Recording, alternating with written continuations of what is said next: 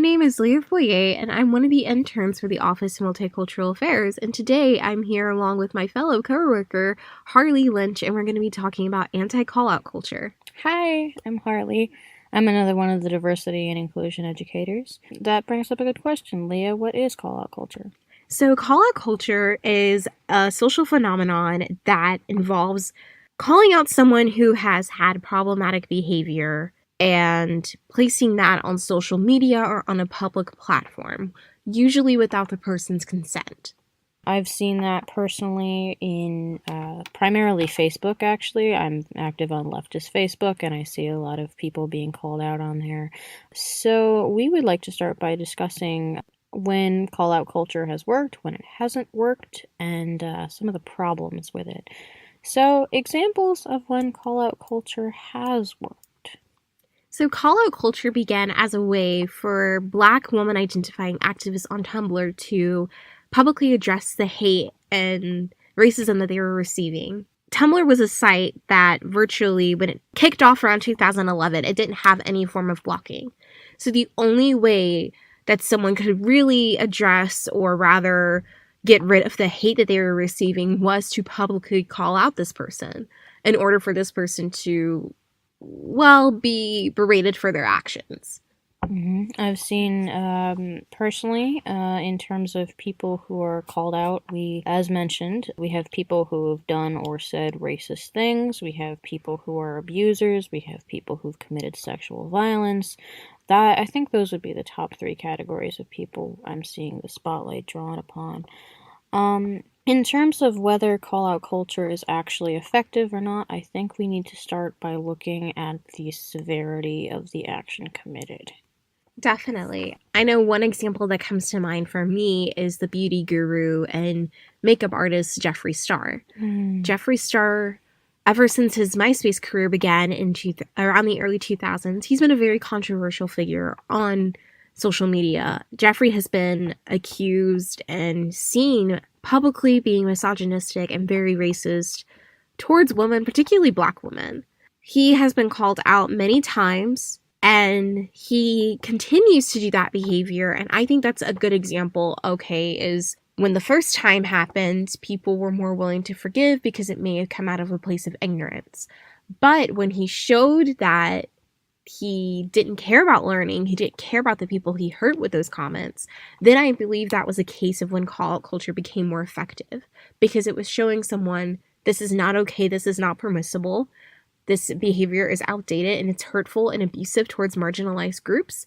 And then that was an example of when call-out culture was effective, because it began showing people that no, this is not okay and we're not going to take this.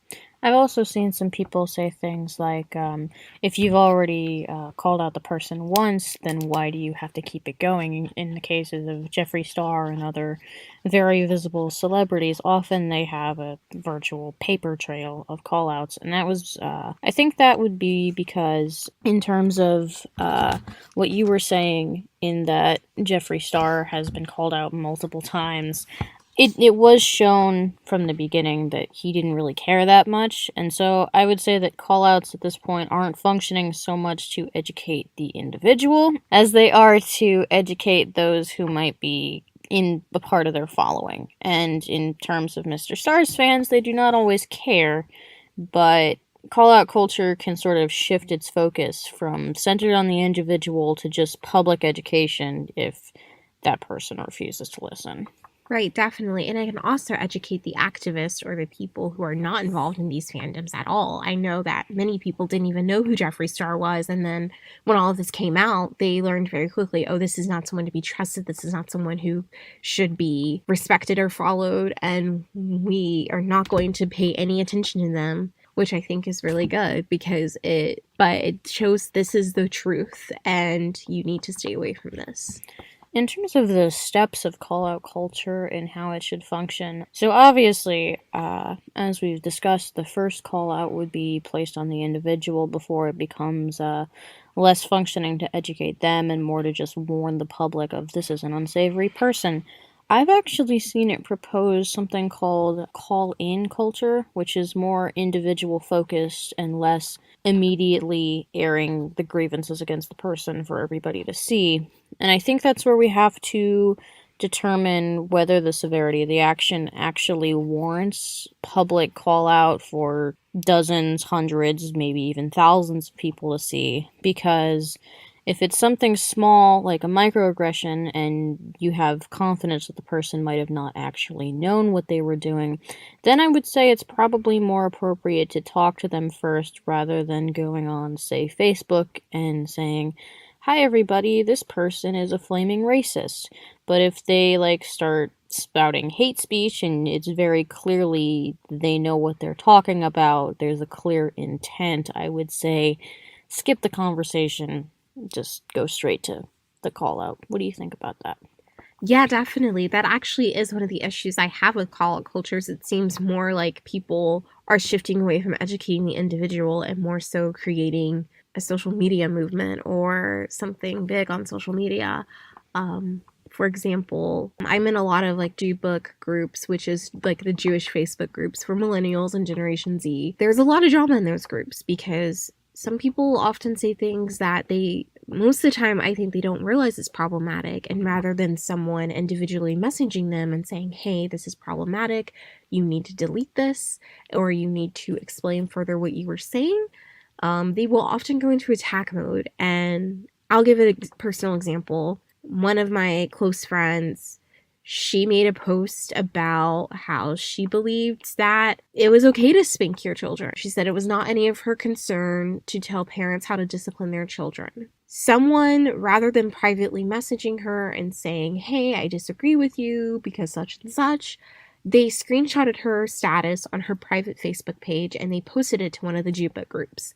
And a lot of people attacked her for her beliefs. And they did not try to argue against her. They were not trying to give her any counterpoints. They were attacking her. They were saying, you're a horrible person.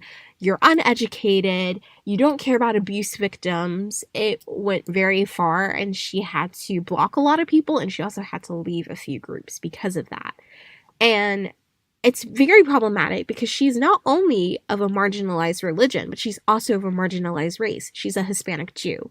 So she was being alienated further from a community that is already alienated by the mass general public, and in turn alienates other people who don't fit into their idea of what a Jew is.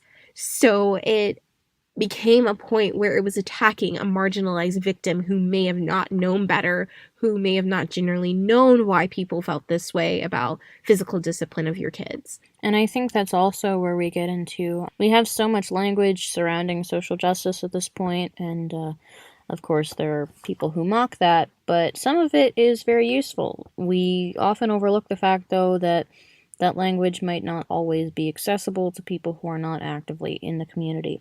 And because someone isn't actively in that community does not mean that they hate social justice or they want to be uneducated. They might just come from a different background, because I don't think any of us were 12, 13 in terms of people who are younger or people who are our age but come from different backgrounds. I don't think any of us, before we came into a social justice community, if anyone says that they didn't say anything problematic before coming into a social justice community, then they are lying. Definitely. I know I've had problematic beliefs in the past, and I work in social justice now, so I know firsthand that people can change and people can learn. And I also think, too, that we have to take into account people's backgrounds and how they were raised. I'll give another example. Every Monday, I work with a group of inner city kids who live in a not so great neighborhood with various people and various beliefs. There's a lot of poverty. There's a lot of crime. There's a lot of miseducation in these communities. And I have a non-binary coworker in this group, and the kids have been using she, her pronouns for this individual. And I had a conversation with them. How can we have a productive conversation with the children about what it means to be a non-binary individual? Because I don't want anyone feeling uncomfortable Even though, yes, it is the case of a child versus an adult, you still want to make sure the adult feels safe as well. And this person told me, well, these kids go home to places in which the parents are not educated usually on these types of issues. And if we were to tell them something and they were to repeat it to their parents, we could possibly put them in a dangerous situation or a discomforting situation. And I thought about it, and I 100% agree with that. Because at the end of the day, people's backgrounds do play a part into how they're raised. They are not the only justifying factor of who a person becomes, but they do influence you and how you interact with the world. Later on, you learn. And these are 9, 10, 11-year-old children. So they're not going to have the aptitude to understand these issues in the way that me, a 19-year-old, would understand. And I think that it's also important to realize when you're working with groups of people who do come from these types of backgrounds and who are not educated. I have a privilege of being a college student. I have a privilege of having a degree at quite a young age already. So I can understand. I have the aptitude and the intelligence and the education too, which is a privilege. That's not something that everyone can access. And it's also arguably ableist even to say that anyone can learn these things. Yeah, I can actually agree with that because some of the left book groups that I am in are groups where autistic people can gather and just talk to each other. We mostly just talk about nerd stuff.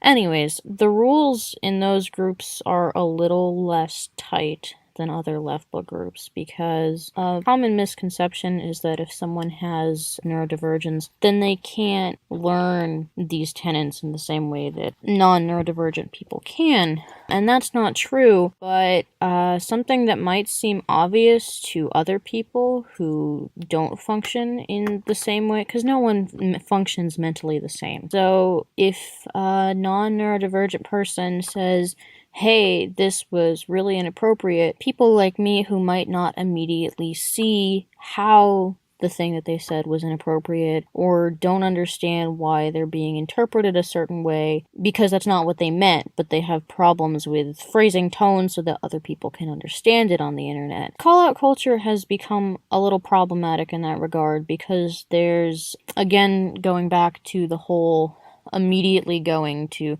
a lack of call-in culture, a lack of talking to the individual first and offering education instead of blasting them on a public forum. Because we are not afforded that privilege of education between individuals anymore, it's harder for us to understand immediately if someone says, hey, you need to self-crit right now or I'm going to write a call-out post about you. If there's no education offered to begin with and someone has a different way of processing information, then they might not understand in the first place how they've been misinterpreted.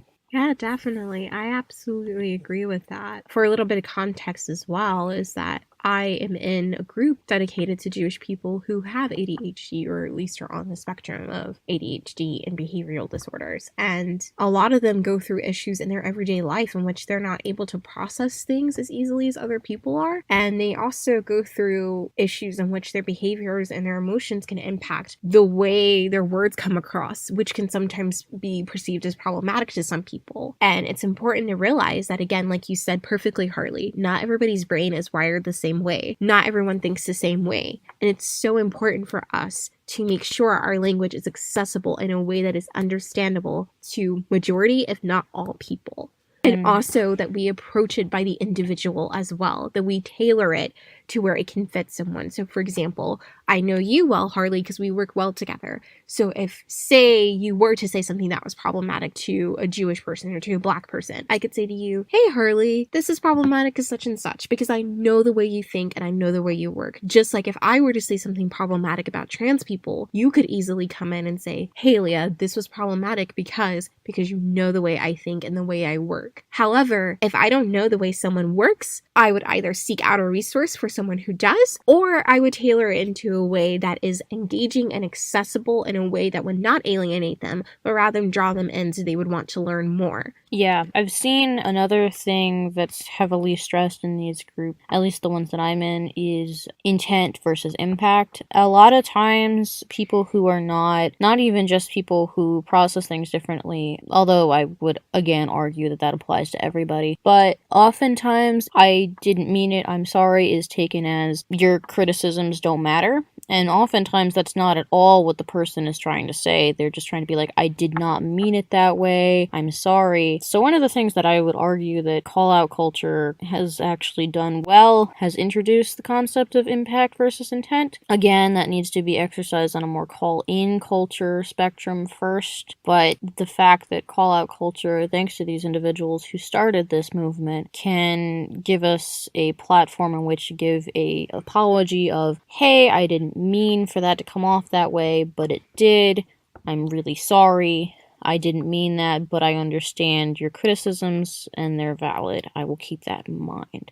But again, that is completely useless if the person is not talked to before they're publicly aired everywhere. Liyah, you were saying that if one of us did something problematic, we could go to the other person and say, hey, you did this. I just wanted to let you know. And you said that if you didn't understand how the person thought, then you would seek out a resource for someone who does, or you would tailor your language differently. And I think the key part of that is the conversation happening in the first place. If you go immediately to, I'm going to write a call-out post about this person, then you never get the chance to learn if that's actually what they meant to come across or not. Right, definitely. Absolutely. And I think that a recent example of this happening was the Bette Midler tweet that she posted. There was a controversial quote by Yoko Ono and John Lennon in the 1970s, and Bette Midler posted this after the Brett Kavanaugh ruling. And there was a lot of misogyny going on. And Bette Midler is an older lady. She is a Jewish lady that was mostly famous in the 1970s and 80s. And she grew up in an era in which people didn't really understand intersectionality. She was immediately jumped on about this quote because it was a very alienating quote because, for one, Black women exist. Mm-hmm. Two, again, it's like comparing apples and oranges in that quote. It's not accessible, it's not applicable, given not only the issues with gender regarding the Kavanaugh and sexual assault victims case, but it was also a lot of racial problems going on with this administration as well that's been revealed. And it was a very alienating quote to a lot of people. However, Bette Midler is someone who has been known for her social justice advocacy.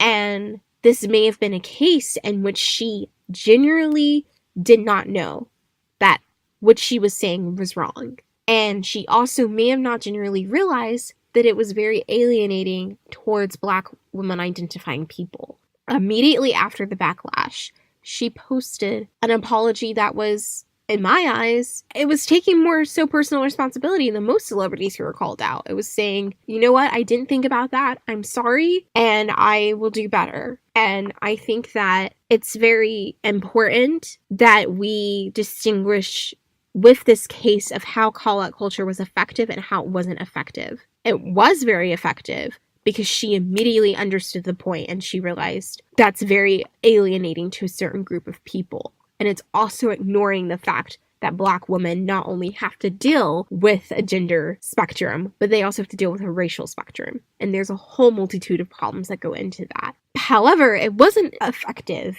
because it was ignoring the fact that she herself is a marginalized person. She's a part of two marginalized groups. And she also is someone who in the past has done a lot of social justice work. And this was most likely a case of ignorance. Very good. All right, so that's been our reflection on call-out culture. This has been Harley and Liyah. Keep those squares out your circle, everybody. And thank you for joining us. See you next time.